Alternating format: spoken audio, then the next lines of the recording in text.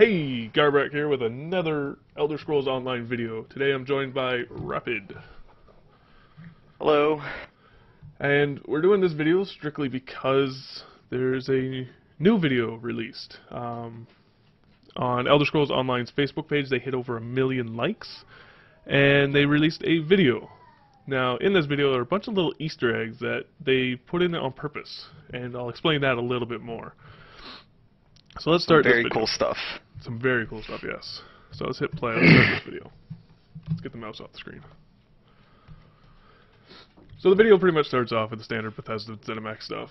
I mean, nothing really special. Matt Thyroar. Guy is awesome. I would lube up his feet. I'm syncing my video up with yours, so. So the first thing we want to stop at, we want to stop at the 30-second mark, right? Yep, that's one of the biggest. So here we go. We're 30 seconds in, and this was probably one of the first things that we noticed. I'll let RapiD take over, and he can kind of explain what he sees here. All right, so if you look behind her, obviously she's holding that nice little statue. But if you look behind her, you can see what we believe is character creation. A Redguard woman in there, and it looks like it's kind of zoomed in on the characters, you know, and the skivvies that they are usually in during character creation. And the really interesting thing is if you look to the right, you can see that blurred out area.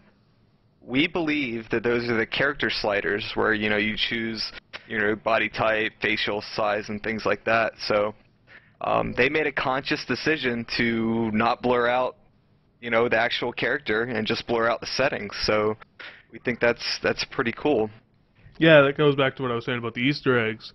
You can clearly tell that's an over-edit. I mean, after they made the video, they came through and they re-edited it to block out specific things. Like, as to why they wanted to block out the character selection, maybe to keep it a little bit more secret as to what kind of options we're going to have. I mean, you're going to get your probably typical height, weight, stuff like that.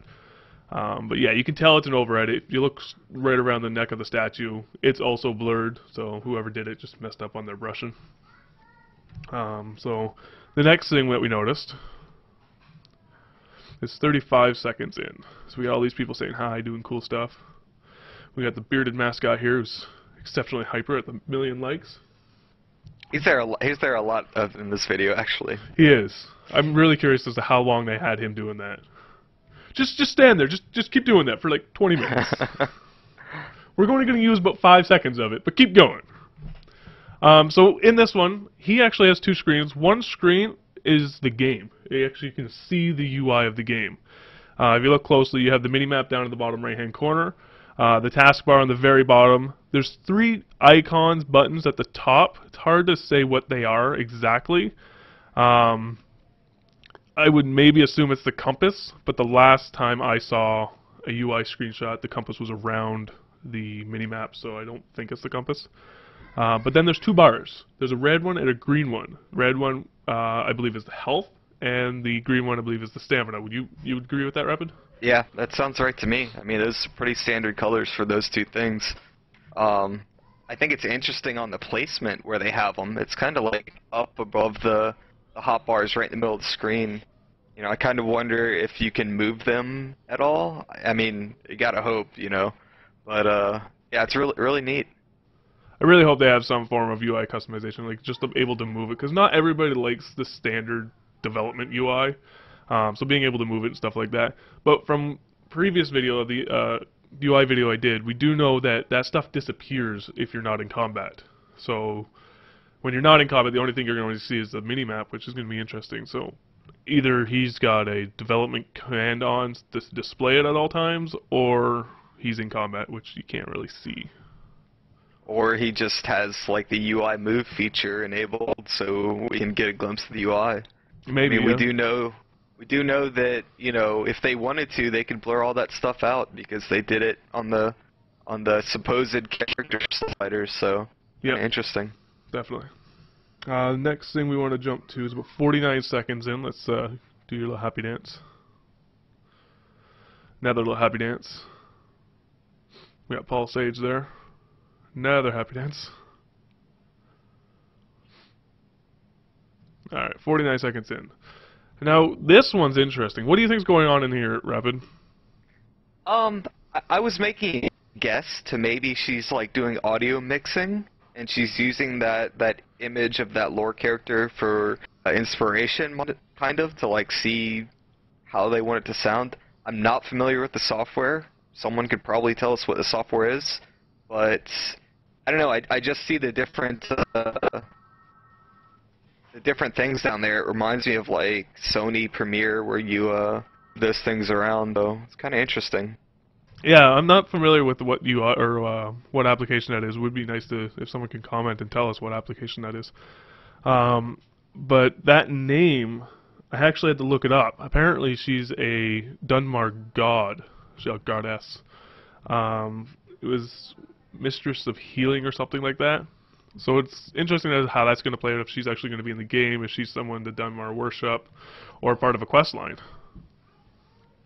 Yeah, I mean, it's a lot of work to be putting in just for a quest line. But I mean, if they're going that extra mile to make this quest like that much cooler, actually, you know, doing all that work on the voicing, if that's what it is, that's pretty neat. Mm-hmm. Well, we know the game is going to be almost fully voiced, so that'll be an interesting aspect. So maybe that is what this is.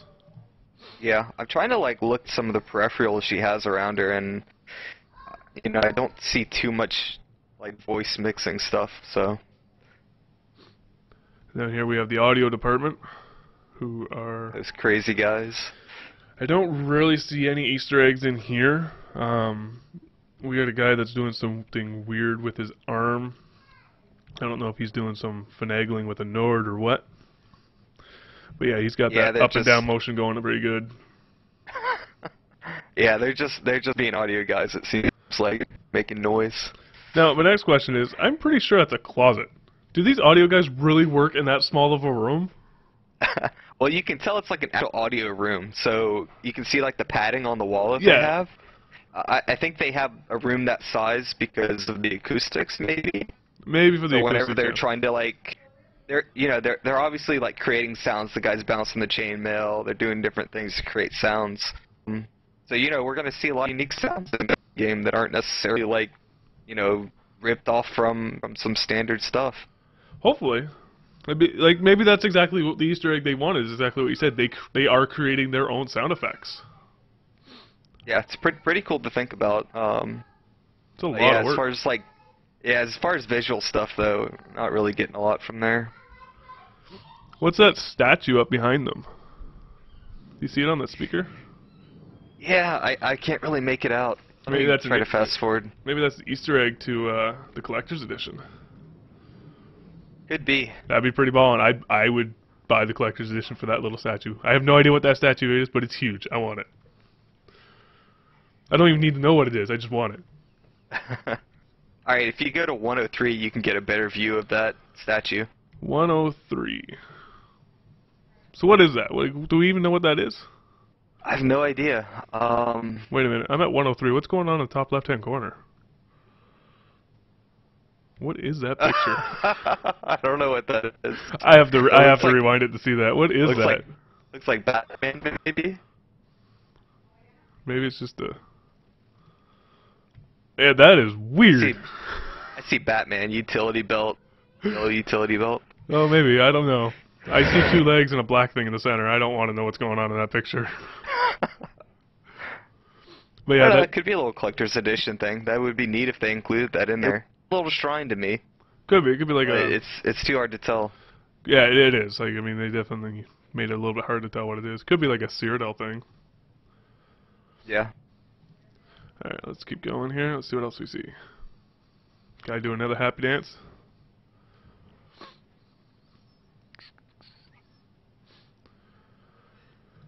Now, I'm at 115 here, and in the background, I don't know what that guy is doing. I don't know if that's part of the game. Maybe he's in the water.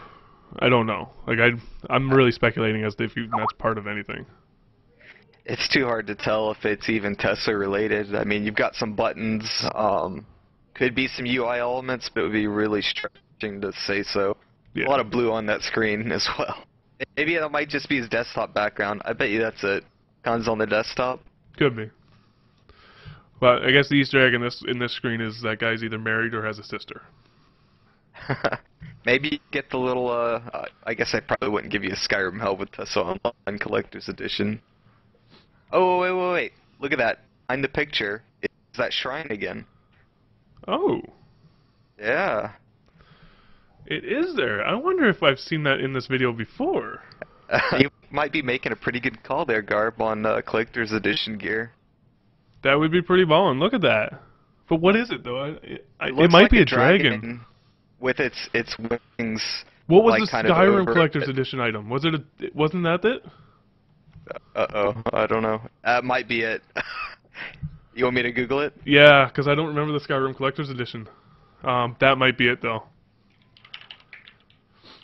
Now I feel bad. I mean, I got slightly excited. I might have to go buy Collector's Edition of Skyrim just for it. We're gonna get trolled so much on the forums now because of this. Yep, it is. Oh, damn it. Oh, man. Damn it. I wanted it. I guess I can go buy it. There you go. We did troll ourselves a little bit. Yeah, slightly excited. Now, this was interesting. Their office dynamic, they have Nerf guns everywhere. It seems like a pretty relaxed office. It's pretty cool. And this guy needs a bigger shirt. I'm just saying that. He needs a bigger shirt. A little bit. But yeah, like, I mean, he just got shot with a Nerf. Guy him. behind him's gonna shoot him with a Nerf. Definitely seems like a fun place to work. Maybe that's why we're not getting any information. They're too busy shooting each other. Yeah, seriously. Oh, cool dude with shades.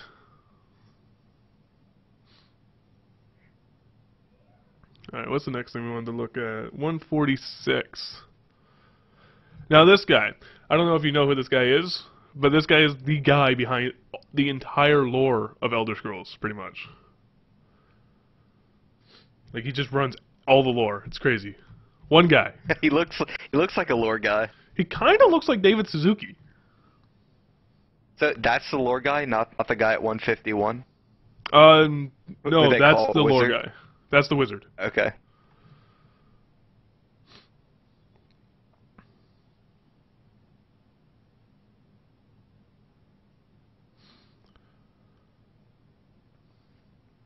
Not much really happens. Doesn't seem like there's very much Easter eggs here. Oh no, that's the lore guy. I don't know who the hell I was That's talking the lore about. guy. Yeah, that's the lore guy. Wow. That's the wizard. Yes. Yeah, so they get a little bit have a little fun with they have all those scrolls and stuff out there, which is cool. Yeah. And then he's got the old school typewriter, like old school typewriter. And then a new modern phone, because that just works so well. I want his fez, because fezzes are cool.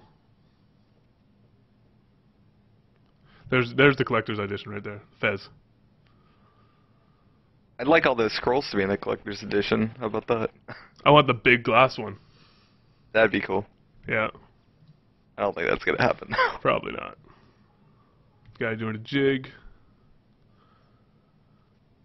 Seen a lot of Tesso shirts and Zenimax shirts. Mm-hmm. That's very cool. I'm hoping I get some at PAX this year. Yeah, you're gonna have to get me one. Hey, you got a Skyrim shirt. Not my fault you don't fit. It's a small. Come on. What gamer wears a small, right? Yeah. Now, there was a... It was 146. We passed that big time. A whiteboard? Yes. Let's go back and talk. Yeah. Let's take a look at that. 146. Here we go. So, Alright. on this one, it just looks like a brainstorming session. But you kind of made a comment regarding this thing in the middle where it kind of looks like a skill tree. I wonder if that's what they were doing there. Yeah. You know, just probably like visualizing maybe how a skill tree would go out. You know, they've got the little boxes breaking down into different things. Another interesting thing is there's 3 little boxes right above that supposed skill tree are kind of like icons, you know, kind of designing like, I guess, how close they want the little sword to be in the icon. Yeah. Which is neat. And then if you look near the bottom of the whiteboard, you've got some the little boxes with what looks like maybe armor and a shield in there. So that's pretty interesting as well. Mm-hmm. And then there's something written on it. Best friend something. Right above the skeleton's head. Which, like best friend LEVE maybe, I don't know. Best friend levels, I don't know. too hard to make out. It is.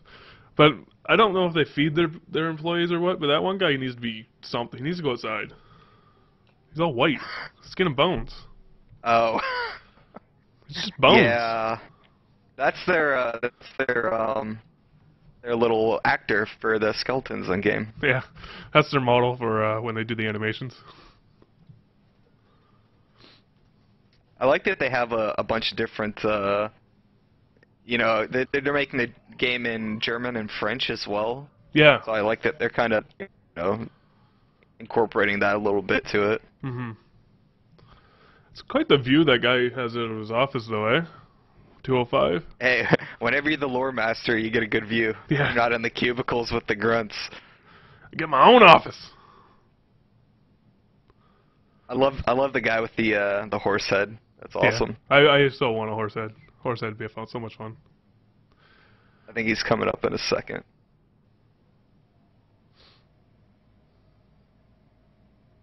There he is. Hello. There you go.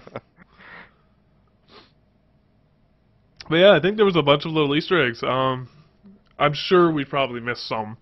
I mean, we can't catch them all. We're not freaking Pokemon finders. Yeah. But yeah, like I mean, sorry, go ahead. I mean, I do like that they included some stuff when they could have obviously, you know, like blurred out the Redguard character creation woman. You know, it's kind of interesting to see that, you know, she was in a desert background too. So maybe like a starting zone for the Redguards. Mm-hmm. Kind of interesting. Yeah, it looks similar or looked familiar to me when, if you go back and look at the introduction video, you see a character running through the desert. So I wonder if those two zones are conjoined, or if it's just one big massive zone. Would be very cool. They might not join. That could just be like a starting area, and then once you go out of there, you kind of like zone into the world. They did say that the you know, the first part of the game is going to be personal in a sense, so it'll kind of be like the start of maybe a Skyrim type game where you explain the story, your soul's stolen, and if you're done with that, then you're kind of out into the MMO world. Yeah, yeah, like the first part's gonna be a little kind of sort of instanced, right? Right. Kind of that single player element thing. Well, I think obviously that you'd probably helps. be a prisoner, you know. Yeah, well, I think it helps because one, you're a prisoner, you kind of want to escape by yourself, and two, it helps for trying to figure out the game going through the tutorials. I mean, if it tells you to go kill something, you don't want to sit there and wait while 10, 15 other people are doing it, right? Right, exactly. It's kind of like the little intro to the story. I like that aspect they're going with. Mm-hmm. And I gotta say that Redguard woman looked really good as far as graphics goes. Yeah, no, the Redguard looked phenomenal. I'm gonna actually go back to 30 seconds just to leave that on the screen. There we go. No, she looks really good. I mean, the models are very well done from what it can see. I really wish they didn't blur out that one section. I'm really curious as to what options we're going to have. I mean, I think it's a lot because you can see that little white spot at the tippy top right of the blurred out section. That's just maybe like one set of sliders. There's maybe like 6 sliders in there. A total of 1, 2, 3, 4, 5, 6. So we're gonna have a lot of different options when it comes to customizing our characters, which is something Elder Scrolls has kind of made a name for. So I wouldn't expect anything less on that end. Yeah. Guild Wars did a really good job, I think, when it came to character customization. Did you ever play that? Yeah, I did. They did do a very good job on that. Well, I think we covered everything. Like I said, I'm sure we've missed something. If we have, definitely just comment. If you know the name of that application that they were using at 49 seconds in, please let us know. I would like to take a look at it just so I can kind of figure out exactly what they were doing in that screen. Thanks again, RapiD, for coming out and doing this little dissection. It was great. And yeah, thanks for having me. That's awesome. On Saturday, just so everybody knows, Saturday we'll be doing Elder Scrolls Uncovered Episode 12. We got some great topics. It's all about immersion, enveloping yourself into the game, and how Elder Scrolls is going to be doing that. So definitely come take a look at that Saturday at 10 p.m. Eastern.